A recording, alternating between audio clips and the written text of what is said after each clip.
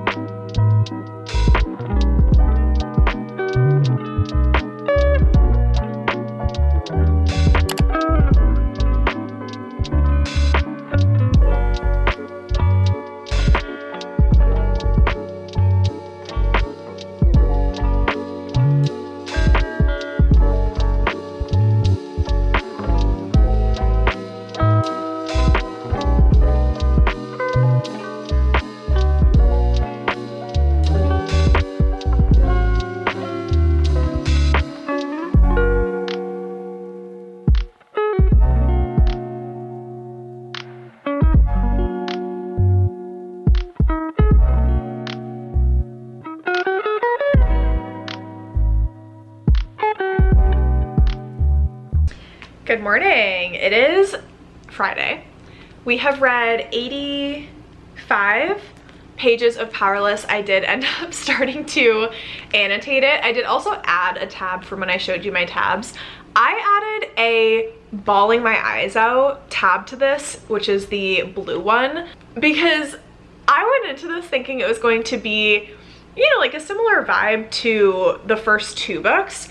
This is definitely giving sad boy. If you read the series, the Ravenhood series, like Flock and those books, you will love Powerless. Jasper is such a sad boy, and rightfully so, because I'm right there bawling my eyes out with him. Like, this is the serious sad book. It's not hee hee ha ha. There has been like maybe one hee hee ha ha, and then it went so sad and so serious, and I'm obsessed with it. Like, I'm having the best time. I wanted to read more yesterday, but I had to go to sleep.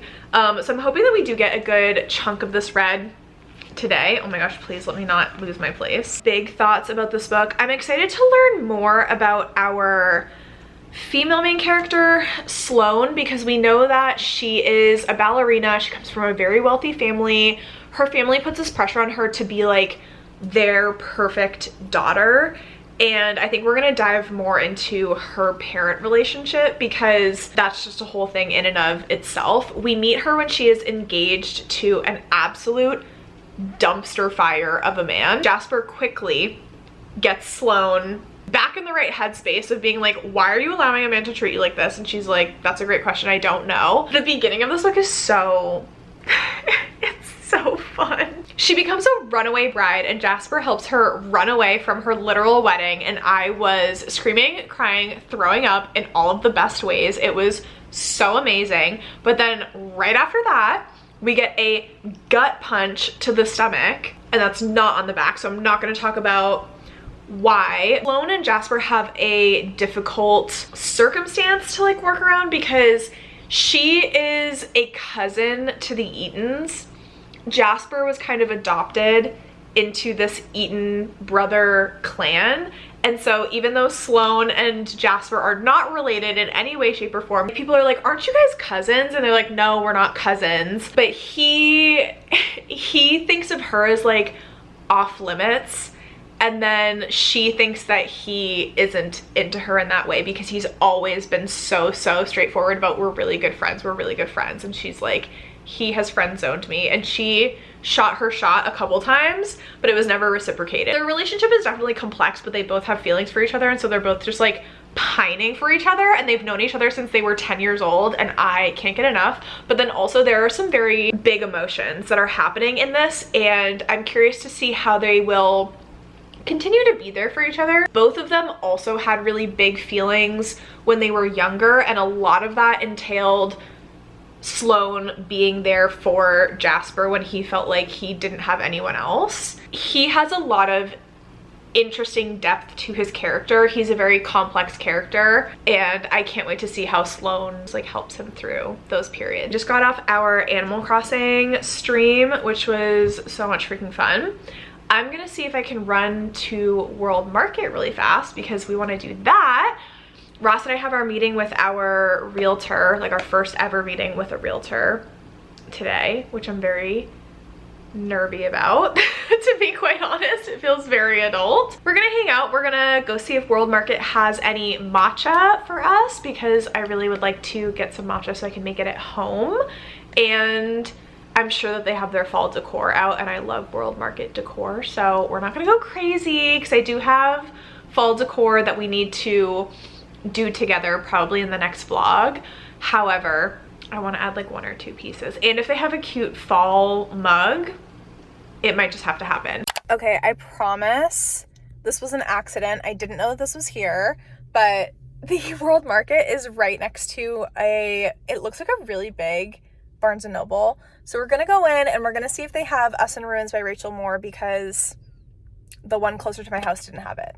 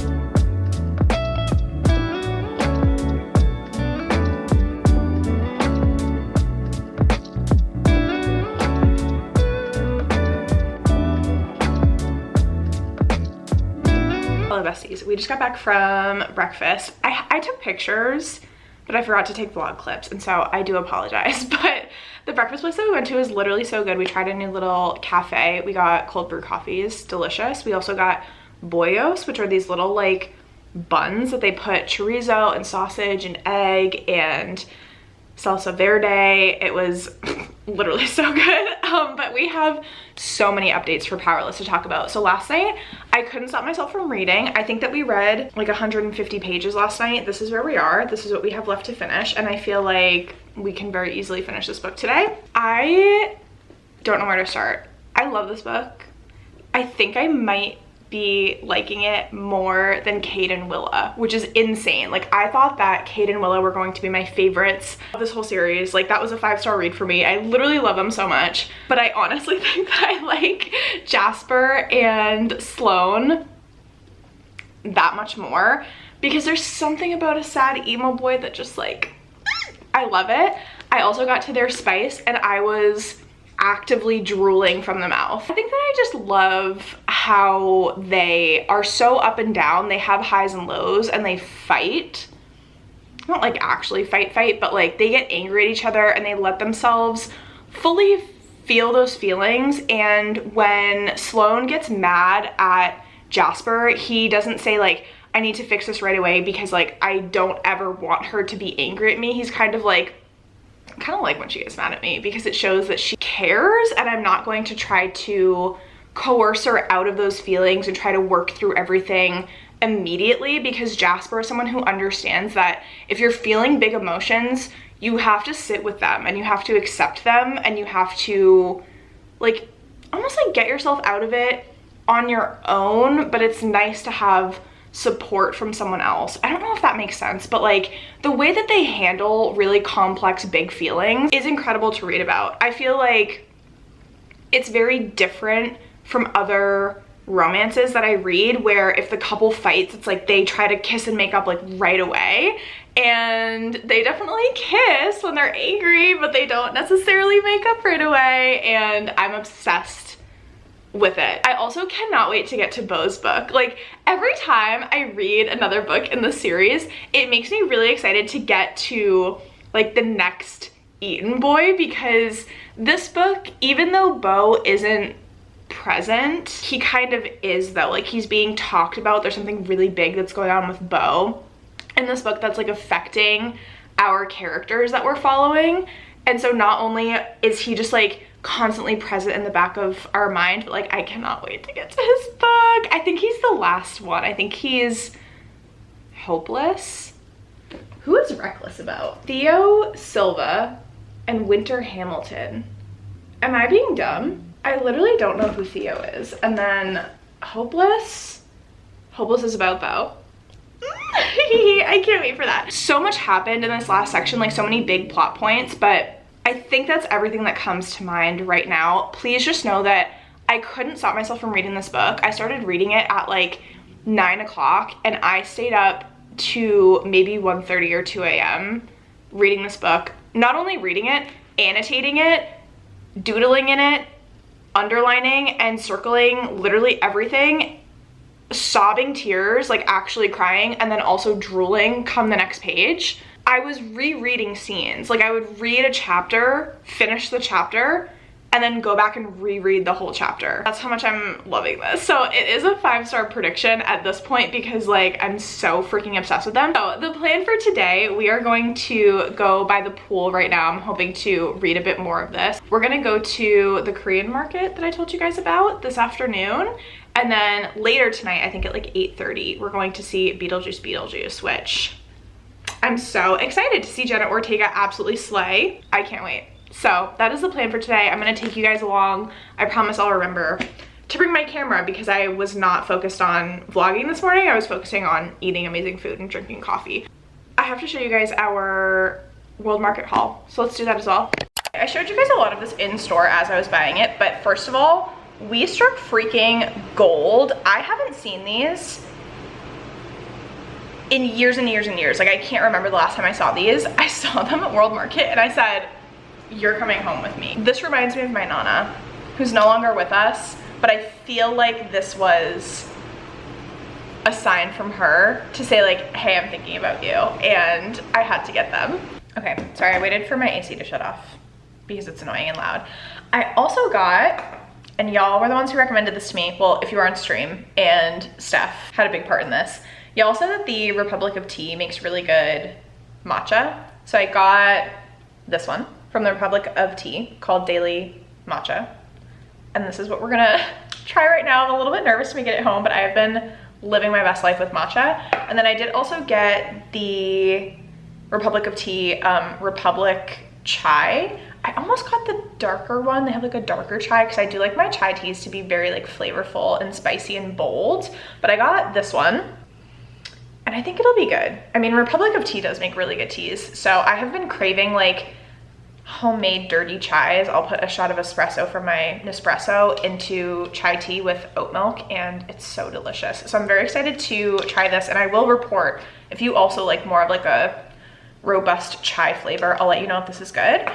And then I got vanilla sugar-free syrup because vanilla matcha has been my favorite that I've tried, but I did also get strawberry flavoring because I don't want to give up on strawberry matcha. It's not that I didn't like it the first time I got it, it's that I think it was my first matcha ever that I ever tried that was strawberry, and I got it from Starbucks, and I feel like they didn't put in enough strawberry puree, or what they did put in it just like wasn't great. So I figured if I get my own and I can control how much strawberry I'm putting in, we'll give it another go, because I love honestly anything strawberry, anything raspberry, and so I feel like strawberry matcha is gonna be really good. I just want to like make it myself. World Market treated us very well.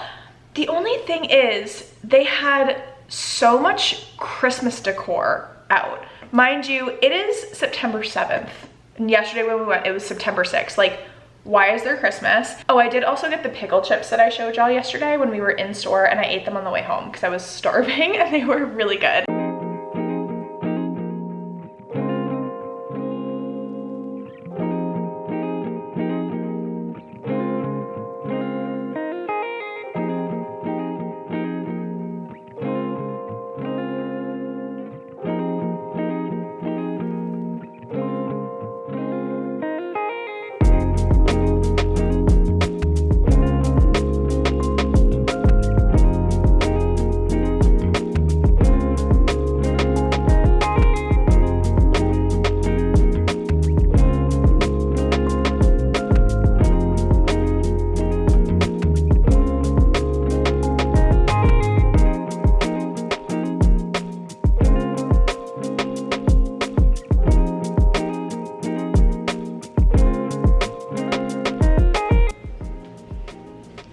Cheers. We're gonna try it together. I'm nervous. Oh my God, so good. I put a little too much milk in.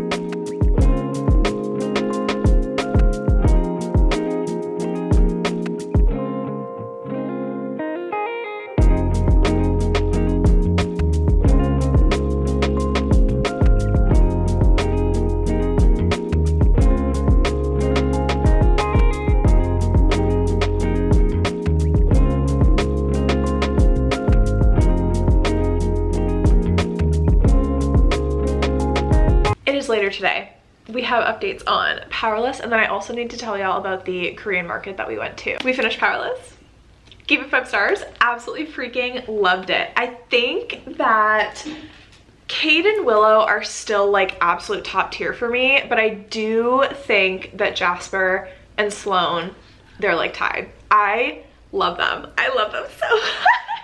I love them so much. You need to read this book just for the sole purpose of learning about Jasper's tattoos. One in particular, just one in particular, but like, I'm so gagged. Freaking love the Chestnut Spring series. I don't know why I didn't read the series sooner. I have no one to blame but myself. I was hoping that in this vlog, we would be able to get to Reckless, and that's why I included it in like one clip, but we did learn who Theo and I knew who Winter was, but I momentarily forgot. I think it's really interesting that Elsie Silver wanted to write a Theo and Winter romance. Like, I think that that's a little bit random because he's like not an Eton boy. I do love Winter. I actually feel like what we got to see of her from Powerless, because her and Sloane, there's like literally 2 scenes with them, but their friendship is really sweet and I love female friendships. I'm like such a sucker for that. So I'm actually really excited to see where this goes because we do know a bit about Winter. Winter is Summer's sister who we meet in the first book. Winter has a tough life, it seems like. It also seems like she doesn't really have a big support system. And so I'm excited to see Winter get like taken in more from like the girl side of things. And Theo just seems like such a random, like honestly both of these just seem kind of random, but I am really excited for it. So this is probably gonna be the next book that I read. I can't stop. Like, who am I marathoning a series? We don't know her, but I'm having the best time and I'm clearly going through a transformation of some sort. Maybe it's my matcha journey and it's just spilling into other aspects of my life. We went to this Korean market.